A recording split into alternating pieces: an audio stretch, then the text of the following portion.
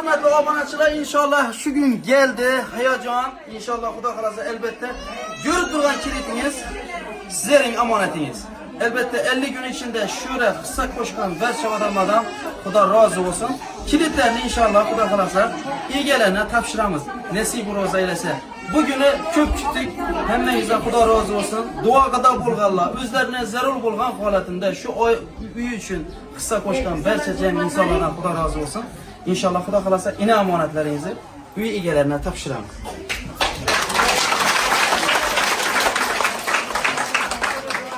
Xudo xolasa yine bu amonatimiz. Yine bu xalqning amonati. Allah razı olsun. Yaxshi kunlaringizga bersin.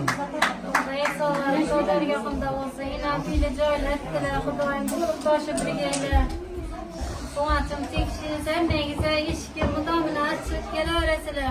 Doyum durup doşu bir geysiler. Xorazm kanalına razı mısınız? Rahmet razım. Allah razı olsun.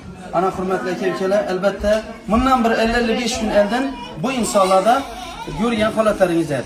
İnşallah sizlerin itibarınız, sizlerin kılgan hayırlı ihsalarınız bilen inşallah bu insanlar üylü caylı oldu. Kanase, tuvalan muharek olsun, Sever apa, gelin kanın, çağırın. Vallahi çağırın. Ağaçlar Xudo xolasa, nasip olsa qo'shiqlar bilan chiroyli qilib o'yinga ko'ramiz, ko'rib borasizlar.